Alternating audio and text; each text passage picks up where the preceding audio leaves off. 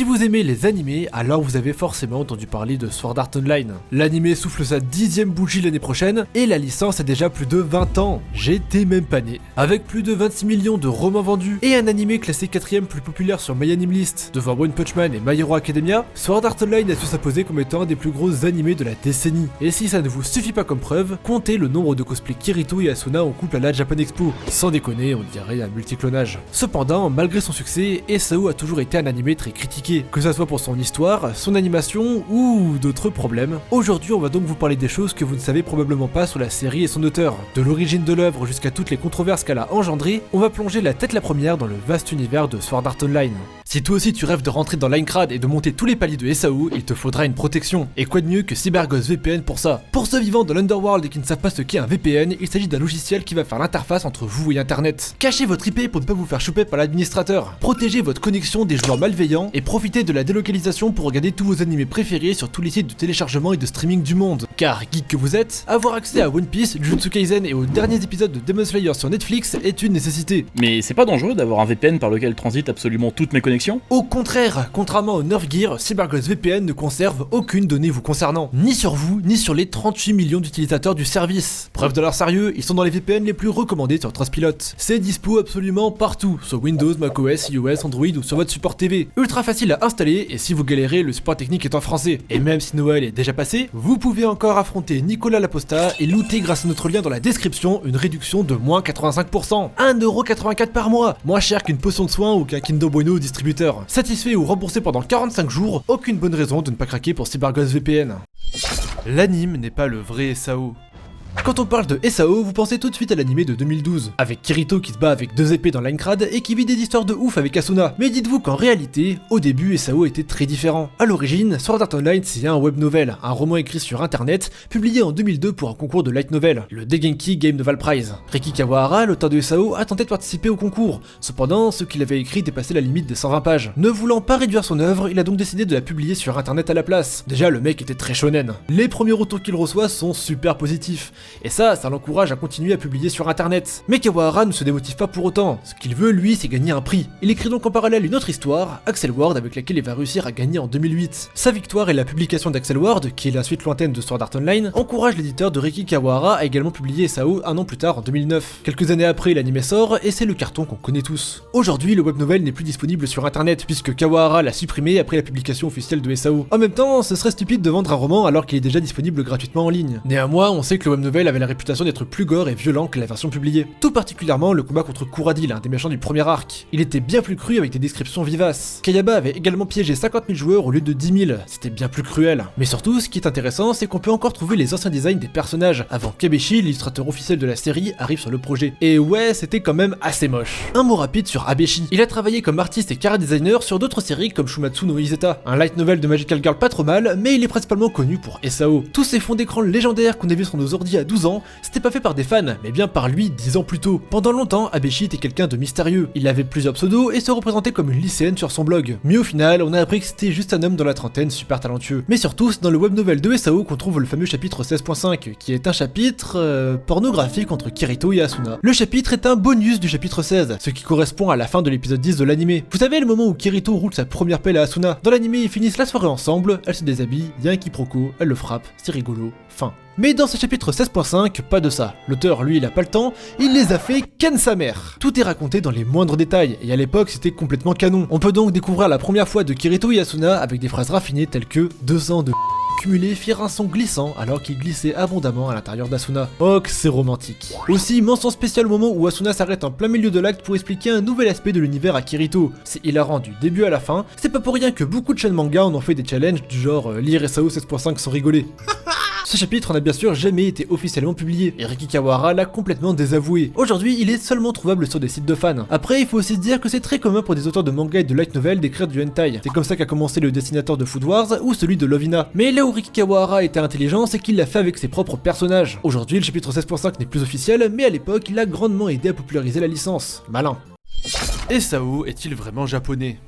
En interview, Riki Kawahara raconte qu'il s'est mis à écrire et à imaginer des histoires très tôt. Il a commencé à construire les bases de Sword Art Online lorsqu'il était dans le club manga de son université, et il raconte qu'il écrivait la plupart du temps dans des restaurants familiaux, faute de pouvoir se concentrer chez lui. Sword Art Online est ainsi une œuvre très personnelle dans laquelle Kawahara a mis beaucoup de lui-même. Kirito, le personnage principal, représente par exemple tout ce que l'auteur voudrait être. Il est courageux, il est le premier à agir, et surtout il est très populaire. D'un autre côté, Eugeo, le compagnon de Kirito pendant la Alicization, a été construit comme étant son exact opposé. Il est innocent, sincère et peureux sur les bords. Eugeo et Kirito sont donc comme deux facettes de leur auteur, et c'est pour ça que leur relation fonctionne si bien dans l'anime. C'est justement pour ça que Kirito signifie l'homme de paix, tandis que Eugeo veut dire bonté et honnêteté. D'ailleurs, puisqu'on est sur les noms, le pseudo Heathcliff de Kayaba Akihiko, le créateur de Linecrad, est une référence au héros du roman Les Hauts de Hurlevent. Dans le roman, Heathcliff est le cliché du héros romantique, dans le sens où il se laisse guider par ses émotions. Ça colle tout à fait à Kayaba qui va construire Linecrad pour poursuivre un rêve qu'il a eu. Mais plus que les personnages, s'il y a un point sur lequel SAO fait l'unanimité, c'est la manière dont il parle de jeux vidéo. Dans sa jeunesse, Riki Kawahara était un grand amateur de MMORPG, comme Ragnarok Online ou bien sûr World of Warcraft. Il raconte que même s'il a passé beaucoup de temps sur ces jeux, il n'a jamais fait partie d'un groupe de haut niveau. C'est de cette envie qu'est né le concept de Sword Art Online. Kawahara voulait en fait retranscrire son expérience de joueur dans un roman. La base de SAO vient du livre Real Time Empty Whip de J.P. Hogan, un vieux livre de SF qui parle aussi de gens coincés dans un monde virtuel. Cependant, pour construire son histoire et son univers, Kawahara s'est surtout inspiré des jeux auxquels il a joué. La conquête des étages de Linecrad est par exemple une inspiration directe à Wizardry, une série de RPG des années 80 qui est un petit peu le père spirituel de Dragon Quest et Final Fantasy. Pour son univers, Kawahara va piocher un petit peu partout. On a de la mythologie nordique et celtique dans la saison 1, avec l'arbre d'Yggdrasil et les Ketif, tandis que dans la saison 2, on passe complètement du côté Star Wars et Halo, avec les sabres laser et les grandes citadelles futuristes. Et au final, on peut faire beaucoup de reproches à SAO, force est de constater qu'il y a une vraie passion et un vrai amour du jeu vidéo qui s'en dégage. Après, c'est vrai que cette passion a parfois un peu de mal à être adaptée en animé. La première partie de la saison 1 s'en sort pas mal, mais la deuxième partie à Halo est un petit peu une catastrophe. L'anime se perd en harem, fanservice et délire malsain, c'est vraiment triste. Alors que pourtant dans le light novel, l'histoire est bien mieux construite et retranscrit bien mieux l'aspect MMORPG de Alfheim. Kirito et Lifa font des quêtes, vivent des aventures, c'est vraiment cool. Paradoxalement, en light novel, je trouve cet arc limite presque meilleur que SAO. Tout ça, ça pose la question: le roman SAO est-il meilleur que l'anime ?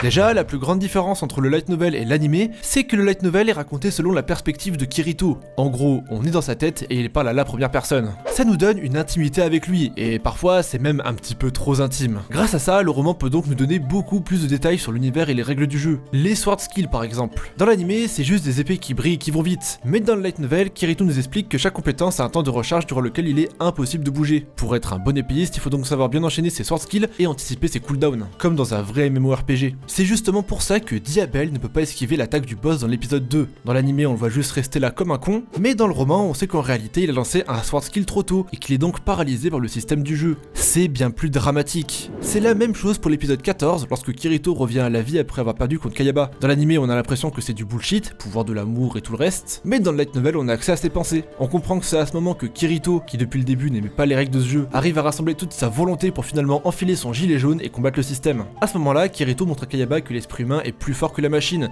et que la volonté pure peut dépasser le système. C'est un thème très fort qui revient tout le temps dans la suite de l'histoire. Cependant, vu que dans l'anime cette scène est confuse, alors ça a beaucoup moins d'impact les fois suivantes, comme lorsque Kirito arrive à battre Oberon à la fin de la saison 1. C'est d'ailleurs pas le seul problème avec l'adaptation animée. La saison 1 a par exemple supprimé beaucoup de détails sur l'univers de Linecrad. L'armée qu'on voit rapidement dans les épisodes 9, 11 et 12 occupe normalement un rôle bien plus important. De même pour l'informatrice Argo, qui était pourtant un des personnages les plus populaires du light novel. Et elle n'a eu le droit qu'à quelques pauvres lignes dans l'épisode 3 de la saison 1. Une vraie tristesse pour un si bon personnage. Aussi, une vraie injustice de la saison 2 de l'anime, c'est l'arc Calibur. Dans le roman, les personnages doivent partir dans les souterrains d'Alfheim pour faire un donjon très difficile et sauver le monde. L'arc est très complet avec d'excellents combats remplis de stratégies et de coordination entre les personnages, un vrai plaisir du début à la fin. Cependant, dans l'anime, tout est rushé en seulement 3 épisodes. Du coup, sans surprise, tous les combats perdent de leur enjeu. C'était un des meilleurs arcs du roman, et au final, c'est facilement le pire moment de l'anime. Ouais, ok, peut-être pas le pire. Et dans Alicization, c'est pire, c'est carrément un arc tout entier qui a été supprimé. Le top 10 du light novel, Alicization Running, raconte l'entraînement et le tournoi auquel Eugeo et Kirito doivent participer pour aller à la capitale. Cependant, dans l'anime, tout ça n'est raconté que rapidement à travers de flashbacks. Riki Kawahara s'est d'ailleurs excusé à ce sujet sur Twitter en disant « Je suis désolé que l'arc Zacharia ait été traité uniquement par flashback, mais il était nécessaire d'être sélectif avec les épisodes car il y a 10 livres à adapter. »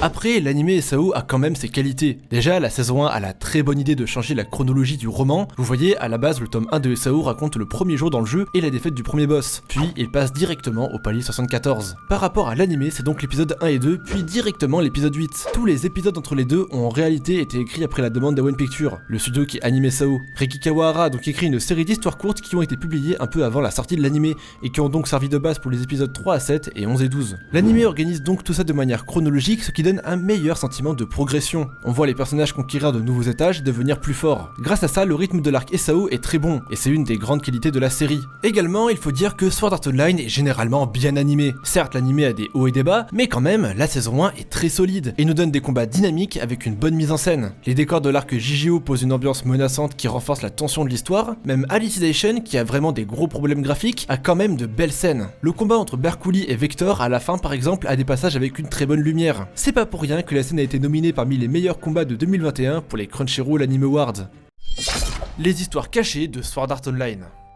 Ça fait donc plus de 20 ans que SAO existe, et ça continue toujours. Le tome 25 du light novel est sorti en décembre 2020, et le tome 26 devrait sortir bientôt. Pour l'instant, l'anime s'arrête au tome 18 avec la fin de l'arc Alicization. Le gros arc suivant s'appelle Unital Ring, et comme nous montre la scène de fin d'Alicization, il part complètement dans un autre délire, vaisseaux spatiaux et tout le reste. Pour l'instant, on n'a pas encore de date pour la suite de l'anime, mais elle devrait forcément arriver à un moment. Mais ne vous inquiétez pas, si vous n'arrivez pas à attendre, sachez que SAO est une licence extrêmement vaste. En plus de l'histoire que Kawahara a écrit pour l'anime, il en a écrit plein d'autres qui se concentrent sur des personnages secondaires et des aspects pas très développés de son univers. En tout, il existe plus de 10 side stories et 8 spin-offs. Le plus ambitieux d'entre eux est sans hésiter Sword Art Online Progressive, un roman qui reprend l'histoire de SAO depuis le début et qui suit les personnages palier par palier. Là où le light novel original est écrit du point de vue de Kirito, là on suit la perspective d'Asuna. C'est l'occasion d'explorer sa mentalité et de mieux comprendre ses problèmes. C'est toujours en cours et ça a même été adapté en manga. Personnellement, malgré la quantité colossale de fanservice, je pense que c'est ce qu'il y a de meilleur dans SAO. Les intrigues sont vraiment intelligente et les personnages très attachants. Lisez le manga, c'est un pur plaisir. En plus, il y a un film d'animation qui a été annoncé et le trailer est magnifique. On doit également vous parler de Sword Art Online Alternative GGO, qui est un anime qui se passe dans Gun Gale Online, le jeu avec les pistolets de la saison 2. Ça n'a aucun lien avec l'histoire principale, mais c'est très bien écrit. Les personnages fonctionnent très bien et ça parle très bien de jeux vidéo. Si vous cherchez un anime style Fortnite, alors c'est exactement ce qu'il vous faut. Aussi, il y a le film SAO Ordinal Scale qui est sorti en 2017. Il se passe entre la saison 2 et 3 et raconte les aventures de Kirito et Asuna dans un jeu cette fois en réalité augmentée. Le film a ses qualités et il est surtout très très beau. Mais malheureusement, la fin n'a aucun sens. Après, ça l'a pas empêché de récolter 4,3 milliards de yens à sa sortie. À l'époque, c'était le plus gros succès de l'industrie depuis Yurnem. C'est également dans ce film qu'on voit pour la première fois le dernier palier de Lankrad. Et oui, à la base, l'anime s'arrête au palier 75. Avant, si vous vouliez voir à quoi ressemblait le palier 100 et le dernier boss, vous deviez jouer à Sword Art Online Holo Fragment. C'est un spin-off de SAO sur PS Vita qui raconte une histoire parallèle dans laquelle même après avoir battu Heathcliff, Kirito et ses amis doivent monter jusqu'au palier 100 pour s'échapper du jeu. Holo Fragment et ses suites introduisent de nouveaux personnages, mais malheureusement, les jeux ne sont généralement pas très bons et assez répétitifs. C'est sympa si vous êtes déjà fan de la série, mais c'est tout. Mais surtout, sachez que la suite de Sword Art Online, elle existe depuis très longtemps et elle s'appelle Axel World. Ça se passe en 2042, 20 ans après SAO, et ça raconte l'histoire d'un petit lycéen qui découvre un monde virtuel secret dans lequel les joueurs se battent sans cesse. Comme pour SAO, le roman est toujours en cours. Et de plus, on a eu un animé de 24 épisodes en 2012 qui n'est pas trop mal. Dedans, on voit des traces de Nerve Gear, la machine de réalité virtuelle des SAO, en plus de quelques références à la série. Il existe même un chapitre spécial crossover où Kirito est accidentellement transporté dans le futur et affronte le héros d'Axel World. Ouais, c'est compliqué. Pendant longtemps, la communauté a même cru que Kuroshiki Hime, la copine du héros, était en réalité la fille de Kirito et Asuna. Malheureusement, Kawahara a démenti cette théorie. Cependant, dans le volume 17 d'Axel World, on découvre un nouveau personnage, Graphite Edge, dont la personnalité et le style de combat ressemblent grandement à celui de Kirito. Il utilise les mêmes compétences d'épée et dans un jeu dans lequel il apparaît, il est carrément doublé par le même doubleur que Kirito. C'est presque trop évident. Voilà, si vous aimez Sword Art Online et que vous en voulez plus, il y a une montagne de suites et de spin-off qui n'attendent que vous. Les scandales de Sword Art Online.